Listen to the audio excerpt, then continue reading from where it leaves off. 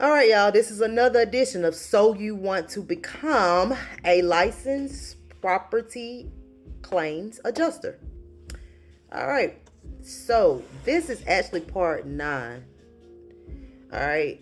Again, I'm at work, so I got to make sure that I don't get fired or get behind while I'm doing these videos for y'all. So I may be a little distracted, but I know what I got going on. So I did want to talk about in this video in part 9 about the claims adjusters, um, the new claim adjusters, right? So this is like I want to talk about the biggest mistakes you make within that first year of being a claim adjuster. Um, so if you're a licensed claim adjuster, avoid these mistakes now, because they'll cost you time, money, and opportunity for one thing. Okay. So the first year as a claim adjuster is where most people either build confidence or you get burnt out. Cause I ain't lying. That first year as being a staff adjuster, I was burnt out. I mean, so burnt out. I was just like, I don't want to even do this no more. Right? I had to take a breather. I went on short term disability, came back, jumped back in. I'm gonna be honest with you. As a staff adjuster, if you're a staff adjuster, and your position is a claim adjuster at that insurance company, you will get burnt out. So my advice to you is just grab that short-term and long-term disability, right? So the first mistake that I see a lot is trying to figure it out alone. Okay, let me tell you something. This is a team effort. Being a claims adjuster. Let me put my heat on because it's kind of okay. It's a team effort. So don't try to do it by yourself. Like ask your coworkers, hey, have you ever what form I need for this? I'm leaning towards this decision for a coverage determination. What do you feel like? Is it something that I'm missing? Because you you're making a decision um that affects this homeowner. Most people's biggest asset is their house, right? So you want to handle it with care. Number 2 is poor documentation. Good God Almighty, I can't stress enough. If it's not written down, so I don't care what program y'all use, whatever program you use, if you hired in an insurance firm or insurance company, it don't matter.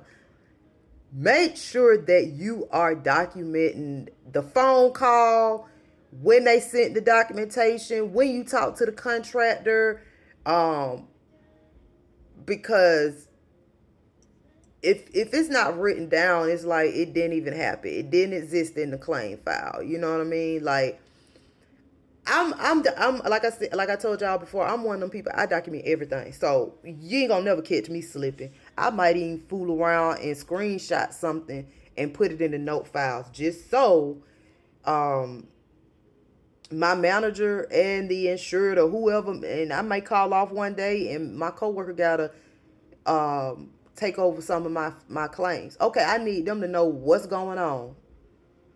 Not, I'm sorry, Miss Peggy. I don't know. She'll get back to you. You already know. I done basically wrote you a script. You see what I'm saying? Now, the next one is chasing money instead of mastering the basics. Like, yeah, licensed claim adjusters do get paid good, depending on what avenue you do or how you move, right? You get paid good, right? The best paid licensed claim adjuster are the most accurate and organized. I'm gonna say that again. The best paid adjusters or claim adjusters are the ones that move organized and accuracy.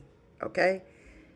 If you ain't organized, you ain't gonna get paid good. If you not accurate, it's not gonna work. Okay? Number 4 mistake I see a lot is overloading yourself too fast.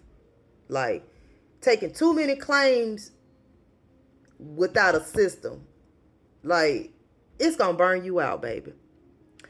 Okay, so for instance, example, I work with a girl over in Alabama. Me and her was working together, and she was like, "Man, you be on yours." I we could in the program that we had, we can go look at each other's claims, right? And or what tasks we had, because literally, I was backing her up. Like if she was out, I was backing her up. She was backing me up. I went into her claim file and she got like 15 tasks for one day.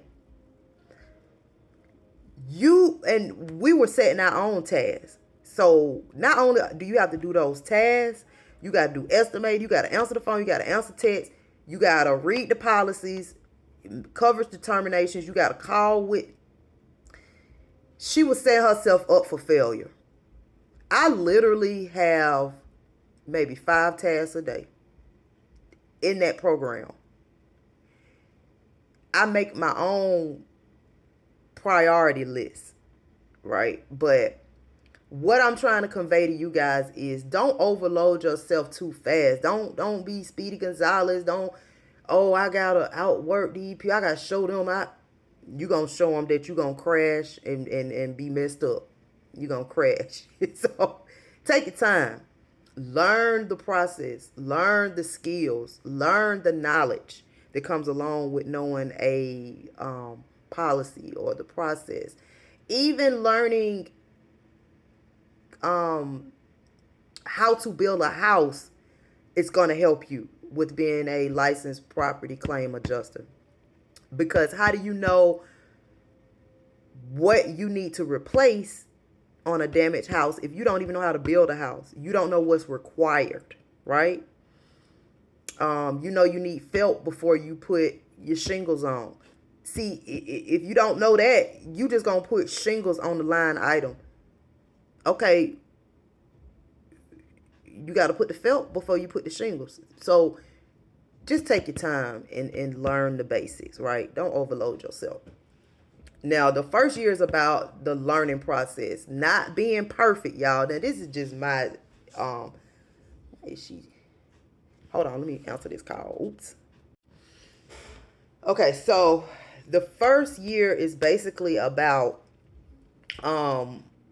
what I was saying. Oh, learning process.